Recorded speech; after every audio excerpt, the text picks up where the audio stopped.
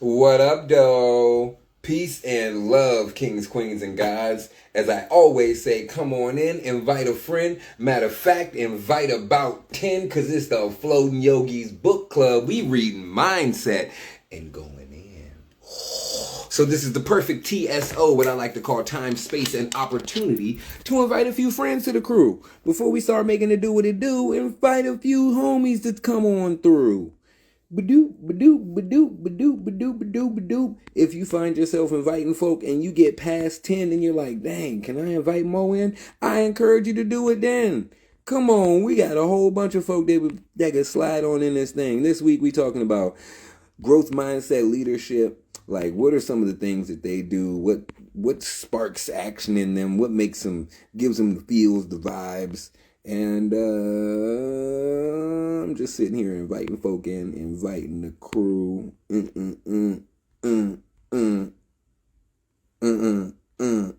Send. There we go. There we go. All right, now that we got the ball rolling. Now that we got the ball rolling, let me set up a little bit more. Put you in as a moderator. Boom, we cooking over there. And over here, what up, China? Burr, burr, burr, burr. If you want to come to the Zoom room, pay Ogre. Can you send her the link? Or you can vibe in IG with us. You just be like 30 seconds. I sure can. But it's all good. All right, now we here. Now we live. Facebook, YouTube, Instagram. Okay. I am the Floating Yogi, and this is the Floating Yogis book club. This week we are reading, boom, we're still on Mindset by Dweck. We got some fun stuff today. We're talking about growth mindset and some of the folks, some of the people who help me be me, help me do what I do. Some of my homies who are part of the crew. We got my guy Payoger. He make it do what it do. If you're looking for a link, a way to slide on in the Zoom room. If you're looking for a way to tap into the daily meditation and movement accountability to be accountable to yourself and to your growth, you can hop on in, send them a DM, and let them know, yo, I'm trying to tap in. How can I be a part of this movement?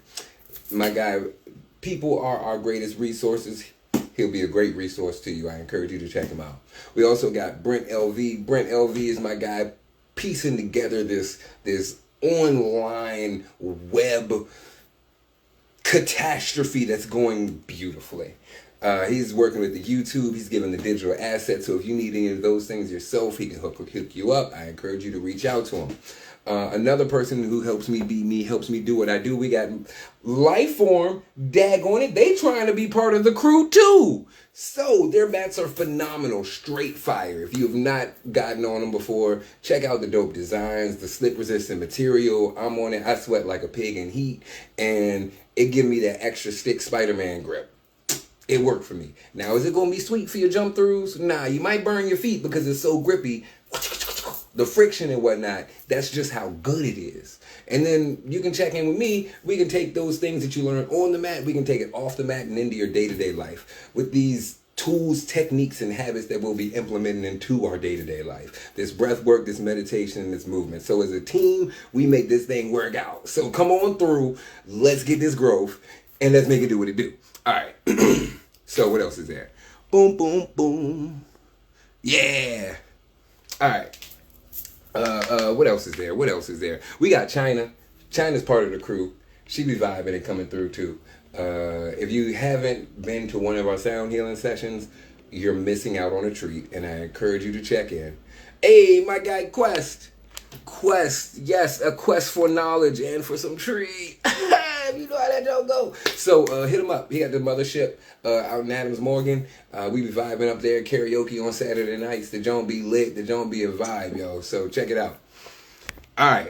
I'm getting all the folk out of the way. Everybody who coming through, all the homies, all the squad. And if you didn't know, we also got Mono's Detox today. The serum, sea moss, elixirs, the smoothies, all those things that can help get you on that detox path and into a state of little lightness, a state of ease. We got you covered there. What's up, business? Welcome. All right. So what about the IG meditation on? Oh, you missed that. Oh, it was smooth. It was smooth. I know. It was smooth. My bad. My bad. Go and tell them a little bit about the Go and tell them a little bit about the meditation, the daily meditation. Make sure that you are checking into UE.DC on IG so that you can be a part of the Growth Gang, a group, a community of people that always don't. We ain't gonna bug you. We ain't gonna annoy you. We just want you to click that little button that says "I meditated today." Then we know that we are all growing. That's what you're part of the Growth Gang. So, just as people are our greatest resource, join the community, get a little bit of encouragement. Let us know if you're stuck in stagnant so we can reach out to you and be like, "Hey, you alright? You alright? You breathe today? You meditate today? How can we help take you to the next level today? Because it might just be a moment. You might just need to know that somebody believes in you, and that could get you up off your ass and into the right space to be in for the growth you're looking for, to achieve the dreams that you got in your mind. I'm just saying, it could be the simplest things. What's going on, yo? Strictly Locks, Caber, Ace. All right, so we're reading Mindset by Carol Dweck. We about to jump into it. We've been vibing. We've been talking about the fixed mindset leadership and how they kind of like don't necessarily move when they need to move, or make concessions for other people and other things, and that can help open avenues for more opportunities. So when the market and things are changing, you're like at the crest of the wave, so you can ride that jump when it's crashing. You said pandemic? Oh, I shouldn't say that word. You said, I don't know what word to use in exchange. Those things? Yeah. No. We got something else for you. Anyway, moving forward. If you have the book and you'd like to join along, we are on page 125. A growth mindset leaders in action. Jack, listening, crediting, and nurturing. I like those three so far. I think those are pretty impactful for them. So if y'all in the Zoom room and you want to say something, wherever it is, jump in and say something, ask a question. I'm going to go to a sentence. I'm going to stop. We can vibe. We can chat it out, and let's explore. Let's unpack some of these things. All right. When Jack Welch took over GE in 1980, the company was valued at $14 billion. Damn. 20 years later, it was valued by Wall Street at $490 billion. Well, damn. It was the most valuable company in the world. Fortune magazine called Welch the most widely admired, studied, and imitated CEO of his time. His total economic impact is impossible to calculate, but must be a staggering multiple of his GE performance. But to me, even more impressive was an opted piece in the New York Times with Steve Bennett, the CEO of Intuit.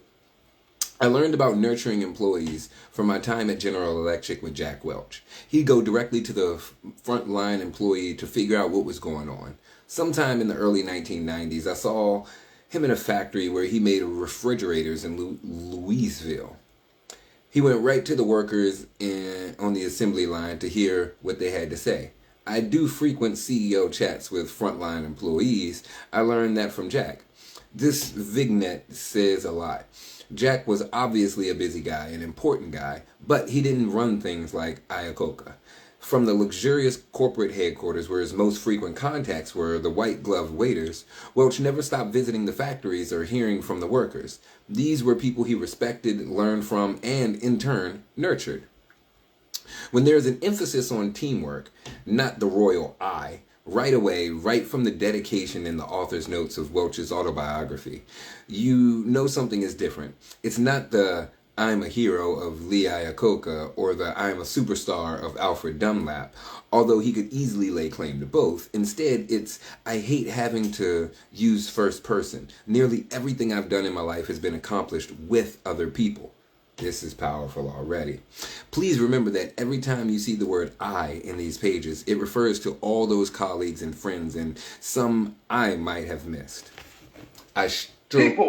People. We do it together.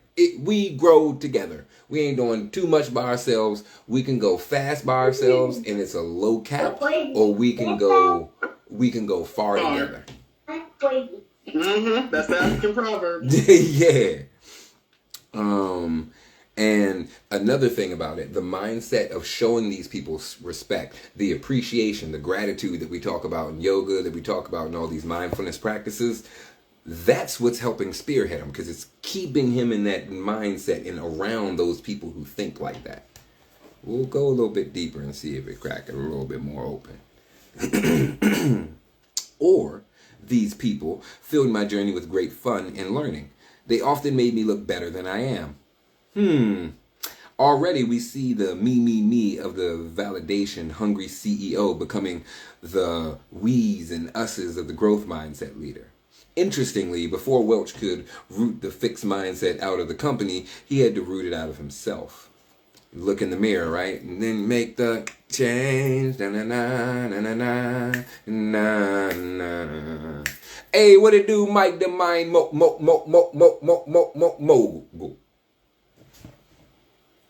Go.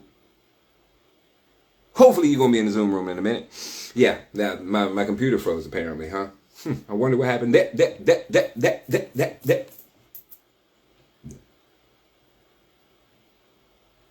No, Zoom don't do that. It don't? Nah. Fair enough. What up, though? Welcome. All right, moving forward. He was not always the leader that he learned to be. In 1971, Welch was being considered for a promotion when the head of GE Human Resources wrote a cautioning memo.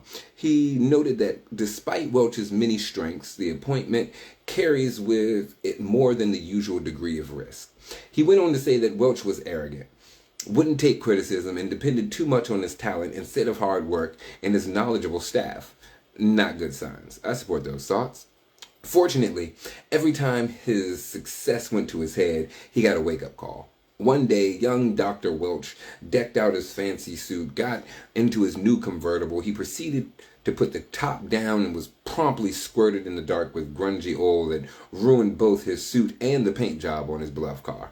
There I was, thinking I was larger than life, and smack came the reminder that brought me back to reality. It was a great lesson. Those humbling experiences are hella powerful. They, like he said, help keep you in check. Sometimes things are going great and we can feel invincible. Going with that feeling of invincibility, sometimes we got to do it. You know how we create our own realities, though. Come on, talk to me. Unpack So that. I feel like all those opportunities are always there. Okay. Like I feel like his mindset allowed that experience to be in the perspective that the book writes about. But I think every one of the fixed mindset people had similar experiences. Like, you can't be successful without failure. Everybody has setbacks. Like, come on with it. I think that we always have these opportunities, and it's the mindset that makes the difference. 1,000%. The mindset opens us up to even be able to see these opportunities that are in front of us. Because so many times we're just like, we're blinders, just looking right here, right there. That's all we see until it's like, oh, damn, there's a whole closet over there. Let's see what's inside. Luck is when opportunity meets preparation. I call that success. I call that success. Success is when opportunity meets preparation, because if you prepared for it, you knew it was coming, so you took like forethought. And then you did what needed. Then not just the thought, you put the action behind it to have the shit ready for when the thing popped off. Then you were present when the thing popped off, so because you knew how to move. I think that's a little more than luck to me. That sounds like a damn good plan and a follow through. If you're not, you can be prepared for more than the opportunities you currently have, though, and not everybody does. I support a lot these of thoughts. People, they're just working for the day. So they can't get the opportunities that they aren't prepared for, so they can't be successful or lucky. But then again, you got people who just prepare. They're not necessarily preparing for one situation. They're strategizing. I like to. Would you rather have a plan or a strategy? Yeah, I'd rather have a strategy, because a strategy is like, if this happens, then A. It's like a computer code. If this happens, then this. So you're not like hung up on just one way of doing things. So if the path takes a pivot, you're still able to like roll with it. Hey, bars. What we got? Mindset can be the eyes to the invisible world. Come on with the mind mogul bars. Why ain't you in the Zoom room dropping these bars? But I'll take it. You can go and drop some hundreds in there. Go and drop some hundreds on IG. Let them know that we still in there. So, you know what I mean? So we bring more folk in there. I see what you're doing. I see what you're doing. We also on YouTube too. All right. I like that. I like that. Let's see where they go from here. He had to root the fixed mindset out of himself before he can do it in the company. All right, MJ. Where we at? Fortunately, every time, there was a whole chapter titled Too Full of Myself. About the time he was on the acquisition role, he felt he could do no wrong. Then he bought Kidder Peabody, a Wall Street investment banking firm with the Enron type culture. It was a disaster that lost hundreds of millions of dollars for GE. The Kidder experience never left me. It taught him that there's only a razor's edge between self-confidence and hubris. This time, hubris won and taught me a lesson I would never forget. What he learned was this: true self-confidence is the courage to be open to welcome change and new ideas regardless of their source. Regardless of their source. That's an interesting caveat. Real self-confidence is not reflected in a title, in an expensive suit, a fancy car, or a series of acquisitions. It's reflected in your mindset, your readiness to grow. Ooh. It's reflected in a mindset and the readiness to grow. I'm here for that.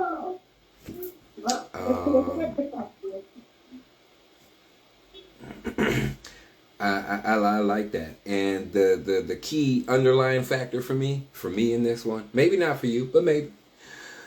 True self-confidence is the courage to be open to welcome change and new ideas. Here's the underline, regardless of their source. It don't matter who's saying it. Your enemy can be saying it. Regardless of their source. I feel like we all been there before, where somebody you hate is making sense, and you got to decide if you really want to pay any attention to them at all. Is it going to be worth it, or is this, even though it's good information, it might come at a higher price than I'm willing to pay for it if it isn't coming from a source I like. Like, I studied Trump, but ain't no way I'm gonna go see him in person. Like, that's just gonna be a waste of money, time, energy, effort. Nah.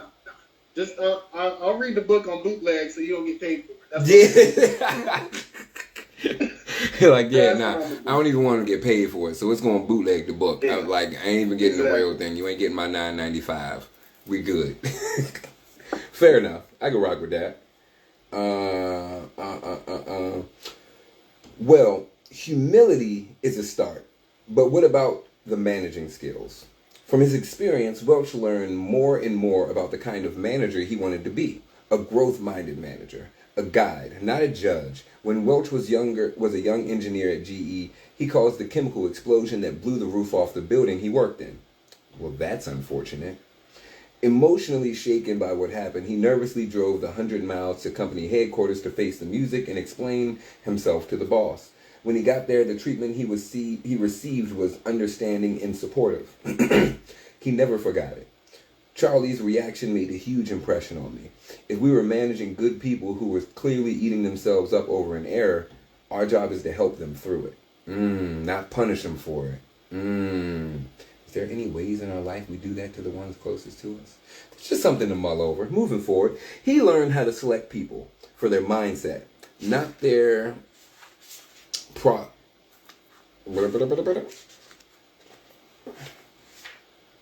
but not for their pedigrees. Originally, academic pedigrees impressed him. He hired engineers from MIT, Princeton, and Caltech, but after a while he realized that wasn't what counted. Eventually, I learned that I was really looking for people who were filled with passion and desire to get things done. A resume didn't tell me much about that inner hunger. I support those thoughts strongly. Then came a chance to become the CEO. Each of the three candidates had to convince the reigning CEO that he was best for the job. Welch made a pitch on the basis of his capacity to grow. He didn't claim that he was a genius or that he was the greatest leader who ever lived. He promised to develop. He got the job and made good on his promise. Immediately, he opened up dialogue and channels for honest feedback. He quickly set to work asking executives what they liked and disliked about the company and what they thought needed changing. Boy, were they surprised. In fact, they'd been so used to kissing up to the bosses that they couldn't even get their minds around these questions. Then he spread the word. This company is about growth, not self-importance. He shut down elitism, quite the opposite of the fixed mindset leaders. One evening, Welch addressed the elite executive club at GE that was the place for movers and shakers to be seen. To their shock, he did not tell them how wonderful they were. He told them, "I can't find any value in what you're doing." Instead, he asked them to think of a role that made more sense for them and for the company. A month later, the president of the club came to Welch with a new idea to turn the club into a force of community volunteers. 20 years later, that program opened up to all employees, had 42,000 members. They were running mentoring programs in inner city schools and building parks, playgrounds, and libraries for communities in need. They were now making a contribution to others' growth, not their own egos. He got rid of brutal bosses. Iacocca tolerated and even admired brutal bosses who could make the workers produce. It served his bottom line. Welch admitted that he, too, had often looked the other way. But in the organization he now envisioned, he could not do that. In front of 500 managers, I explained why 4 corporate officers were asked to leave during their prior year. Even though they delivered good financial performance, they were asked to go because they didn't practice our values. I like that. I like that. Hey, what up, Chris? I like that. He's willing to let people go who are turning a profit because they don't fit the values of the company.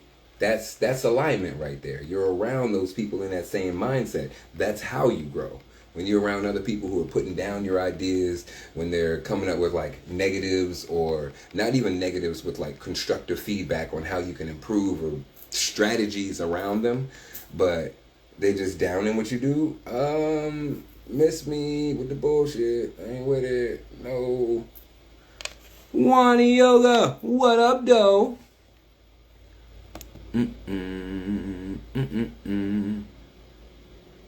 What?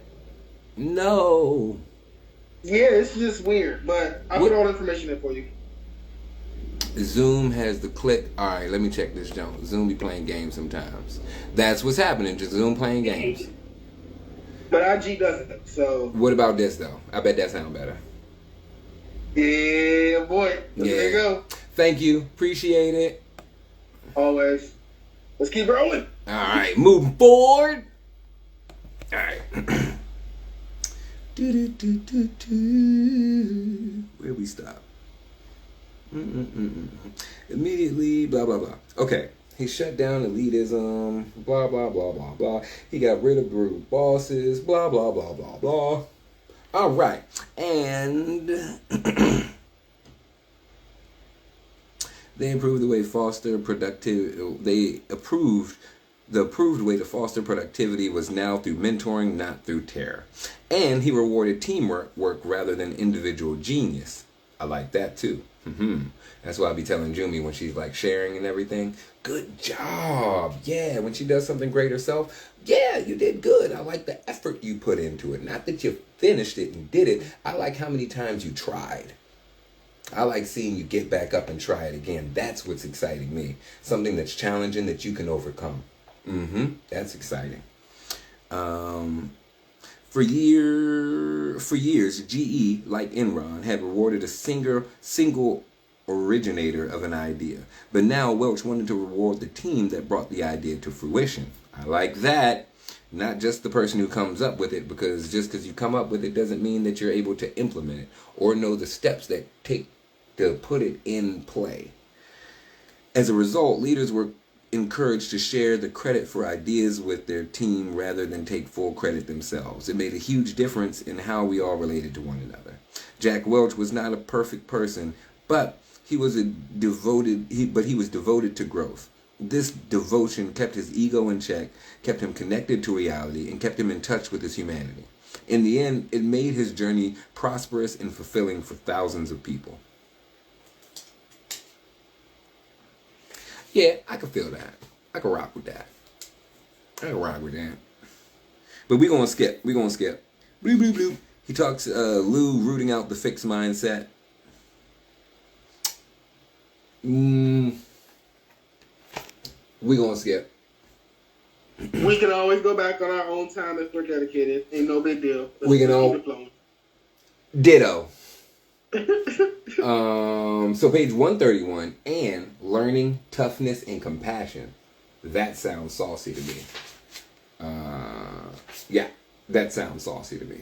Let's dive deep. I like it because I don't know if I even believe in tough love. I think we've had that conversation already. We have had a few back and forths about tough love. And I still strongly believe that it is a thing. I'm not saying whoop someone's ass, but a little bit of something they don't necessarily like can be a beneficial thing. Yeah. I don't think it's an unnecessary thing. I stand by what I said, that tough love is only tough love if it's seen as tough love and accepted as tough love. But then that just puts everything up in the wind, because anything could be seen as tough love. Let's say you're having a bad day and I say something like, well, come on, we have to brush our teeth. Wow. And then it's like, now is brushing a teeth tough love? No, go in there and wash your stank ass mouth. But if they, that's the only thing. That's the main thing. I see what you're saying. I'm rocking with it, but if they, come on, slide in. I knew you had something to say. Slide in. No. Okay. You talking to me? I thought Mike was going to say something. I saw like three. Everybody unmute. Yeah, I was about to say. I saw like 3 unmutes. I'm like, who about to drop it? Nah, I was about to say, tough love is, so Payoga, I'm about to say, so if you say something more than 3 times before you get irritated, tough love is the thing you have to fight through to get the message across. It's not what you got to say the first time. It's, like you said, how many times you have to say it to get it through, or how you might have to present it to get it through. It's tough love because, like cutting through like something tough, getting through tough weather is supposed to be hard to get through, which means the person might not get it the first time. So you really got to place it where they can catch it. Agreed. Ain't no time limit. I mean, look at your parents. Some people have good discipline. Some people have abuse. Some people have no discipline at all. They wish they had a little tough love from their parents and they never got it. Some people got too much and they never see it as tough love. It was actually abusive. And then some people grow up and look back and say, thank you, even though it may take 20 years. That's facts on this part. So yeah, no time limit. But if it's not accepted as tough love, then I don't think a person can force somebody else. Even. Do you believe in tough lessons then? Oh, of course. I believe in tough lessons. Then they gotta be tough love, because that's the thing. That's the whole point. Ooh, the lessons getting to learn, the lessons the growth, the lessons the grind to get through it. I like this. Ooh. When I hear lessons, I think voluntarily. That's why I see that as different than tough love. Because tough lesson, I feel like that's doing it together. Hey, what up, Brent? Welcome to the crew. Hope, good to see you. Cutting somebody off for 2 months after they disrespected you. Like that's how I think you might have been meaning tough lessons. But for me, when I hear tough lesson, I'm just like, there's a lot of tough stuff. It's a lot of nuances, and you might have to read a book. You might have to meditate twice as much. Like it's hard things to go through. But I see a tough lesson as me walking you through the lesson. I see a lesson as voluntary. I see a lesson as you're choosing to learn from me the way I want to give it to you. But what You said about lesson. That's what I heard. But I'm about to say, but what about the times that, like you said, Life throws us lessons. Right. It's like what about the time that somebody going down the wrong road, but they just refuse What to up, listen Chantel? to you? Eating Your poetry. children, one day maybe, and you're just like, all right, well, you might not be putting on the tough lesson, but you're allowing the tough lesson to be learned in that manner. Oh, allowing is completely different. Like I can only control myself. I can only control myself, and I'm only responsible for myself. Even my kids. If my kids turn out bad, I'm gonna say I did the best I could and I'm proud of all I did. Like I'm only responsible for me. Even though I'm only responsible for me. I like this back and forth. This saucy.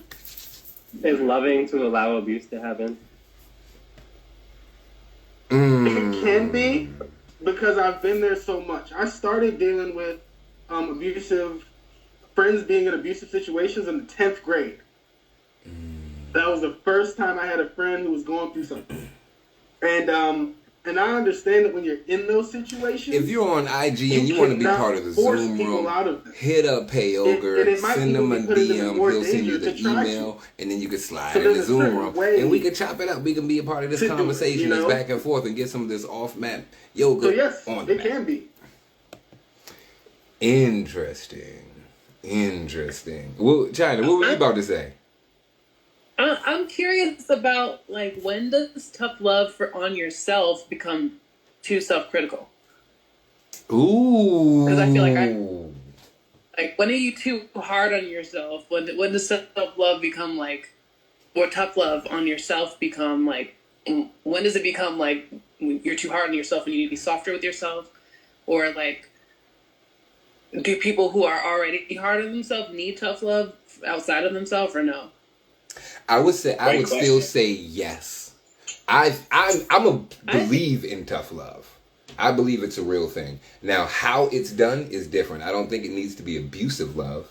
I think the toughness comes from more so us not wanting to do it or having some reserve or hesitation towards it. So, like, let's say it's us trying something new and we're uncomfortable being unskilled in front of people. So in that position, it's going to be tough love stepping out there, doing it, performing, and then hearing the feedback from people. Regardless of, hey, if they're not saying, oh, everything was great. No, you did good, but, you know, you missed the lines on this or you forgot this part and it kind of threw us off. We would like to have a little bit more decor or something during the thing. So that's tough love. I don't think that, and I feel like we've become rather sensitive to criticism, to feedback, to ways to grow. And that's where a lot of this growth mindset comes in, and what we were speaking on earlier, having the mindset allows us to see that invisible world of opportunities. Once we can, all right, I'm just not looking at who's telling me what, because then I might ascribe some type of personal emotion towards what they're saying and think of what they're saying as negative or trying to achieve something, as opposed to what's the basic data they're giving me? Can I do anything with this? Okay. If I do something with it, how could I see it being beneficial? Like, the toughness comes from us not wanting to do it. It don't mean that it's tough. It's purely our perspective. That's how I see tough love. Right. So does that help? Can that align with some things, or does like setting that as the base clear up some questions? Because that's what it did for me. Yeah. I think that was the point I was trying to get across. The fact that it's tough for you, not necessarily the other person. And different people find different things hard. Yeah, and that's why I say there is tough love, because we don't know what anyone finds hard. Something hard for me, sending emails out, an email list, a newsletter, that is challenging. It's not hard. It's not hard. But for me, it's challenging. I feel that. Just is what it is. Ooh, we getting saucy today, y'all. We gotta finish this. We gotta finish this chapter. We gonna finish this chapter. Learning, toughness, and compassion. Cause you gotta be a little bit tough, or else we ain't gonna move with that fire under our ass. We just gonna sit there and be like, "Who is hot in here? Should turn on the fan." No, I'm gonna sit here and do nothing. We don't got time to talk about it. But when I quoted, "Comfort is the enemy of progress," or something like that, you said you only want to move from places of comfort. So I just want to point that out. We can't talk about it, but just want to say, I'll be listening, and I caught you. I like it. Oh, yeah, I only move from places of contentment, but the fire under the ass, me having to get this new house, that's going to get me up. Whoa, okay, this is important. Let's spend priority here. Let's spend attention, focus here. Let's get this done. And then, the kitchen going to cool down a little bit. Fingers crossed. Because if not, that wasn't what I needed to pay attention to. Or this is just a whole rack of shit on fire at the moment. Is what it is. All right, let's see. Take IBM. Plunge it into debt to the tune of $17 billion. I don't want to. That's depressing. Destroy its credit rating, make it the target of SEC investigation, and drop its stock from $63.69 to $4.43 a share. What do you get? Xerox. That's unfortunate. That was the Xerox and Malkeny took over in 2000. Not only had the company failed to diversify, it could no longer even sell its copy machines. But 3 years later, Xerox had 4 straight profitable quarters in 2004. Fortune named Malkeny the hottest turnaround act since Lou Gerster. How did she do it? She went into an incredible learning mode, making herself into the CEO Xerox needed to survive. She and her top people, like Ursula Burns, learned the nitty-gritty of every part of the business. For example, as Fortune writer Betsy Morris explained, Malkeny took balance sheets 101. She learned about debt, inventory, taxes, and currency so she could predict how each decision would be made and play out in the balance sheets. That's important if you have a business. Learn about legal structures, learn about taxes. You don't have to be a CPA, but it'll give you an idea of how to structure your business so you have the best protection legally and you have the best situation for the taxes to go through so you don't get as taxed as much. There's some dope people. If you have some questions, send me a DM and I'll send you some of the folk that I'm watching. It's pretty helpful. It's getting my shit together. Every weekend, she took a large binders and pored over them as though her final exam was on Monday. When she took the helm, people at Xerox units couldn't give her simple answers about what they had, what they sold, or who was in charge. She became a CEO who knew those answers or where to get them. She was tough. She told everyone the cold, hard truth they didn't want to know. Oh, she's dishing out hard, tough love like it's candy on Halloween. Like how the Xerox business model was not viable or how close the company was to running out of money. She cut the employees' roles by 30%, but she was no chainsaw AI. A1? Whatever. Instead, she bore the emotional brunt of her decisions, roaming the halls, hanging out with employees and saying, "I'm sorry." She was tough but compassionate. In fact, she'd wake up in the middle of the night worrying about what would happen to the remaining employees and retirees if the company folded. I'm not going to fake. That's a powerful CEO right there. That's good. That's a forward-thinking CEO. Someone who's thinking about, are these people going to be okay when the company fails? Like, okay, you care about the people helping bring in money so you can live the way you live. You're now here trying to make them more cushiony. Not necessarily less work, but the job they're doing a little bit more efficient. I like this. And give them a little bit of security on the back end. Run that. Let's see. As the employees struggled side by side with her, she refused to abolish their raises and, in a moral boosting gesture, gave them all their birthdays off. See, it's the little things. She wanted to save the company in body and spirit, and not for herself or her ego, but for all the people who were stretching themselves to the very limit for the company.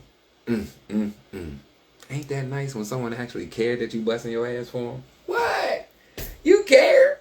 And you're not just going to appreciate me with a pizza party or some Chick-fil-A chicken, like what are those, the Chick-fil-A chicken dog, what are the breakfast sandwiches? They used to give me them Jones at UPS, so I'm just going off of past history. So we UPSing, we getting some Chick-fil-A in the morning. We ain't even getting, like, you get one sauce and there's no fries.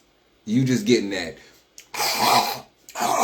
that Popeyes biscuit ass, dry mouth Sahara Desert ass chicken sandwich. That's it. It don't even have cheese on it. I'm going too deep. I'm going too deep into this. But you picking up what I'm putting down. So let's move forward. No. After slaving away for 2 years, Mulkany opened Time magazine only to see pictures of herself grouped with the notorious heads of Tyco and WorldCom, men responsible for two of the biggest corporate management disasters of our time. But a year later, she knew her hard work was finally paying off, and one of her board members, the former CEO of Procter & Gamble, told her, "I never thought I would be proud to have my name associated with this company again. I was wrong." Mulkany was winning the spirit. Next came the marathon. Could Xerox win that too? Maybe it had rested on its laurels too long, resisting change and letting too many chances go by. Or maybe the growth mindset, Mulkany's mission to transform herself and her company, would help save another American institution. Jack, Lou, and all believing in growth, all brimming with passion, and all believing that the leadership is about growth and passion is not about brilliance. The fixed mindset leaders were, in the end, full of bitterness. But the growth minded leaders were full of gratitude. They looked up with gratitude to their workers who made their amazing journeys possible. They called them the real heroes. I like that. That was good today. That was good. Little quick thing. Ooh, study of group processes is going to be next. Group think versus we think. Ooh. The praise generation hits the workforce. Ooh. We're going to have to talk about, that's going to be a thing, I'm sure. Yeah, that's going to be next week. We're going to slide in that thing next week. We're going to make it happen next week. Oh, y'all got, how y'all feel about that? How y'all feel about the growth mindset leader? How y'all feel about someone caring about the work you put in? How y'all feel about I feel like it's been proven effective time and time again, and yet we still have managers in fast food and plenty of other companies that don't do anything but abuse their employees. So many friends are in abusive relationships with their employers, and for some reason, it's been proven time and time again, you get the best results from positive feedback, from positive encouragement, from positive discipline, and we are still abusing each other. That's facts. I feel that. And when it comes to, just a little caveat, when it comes to the managers or whatever, a lot of times some of the issues, one of the main issues that I saw is some of the supervisors or managers who were overseeing me that were coming in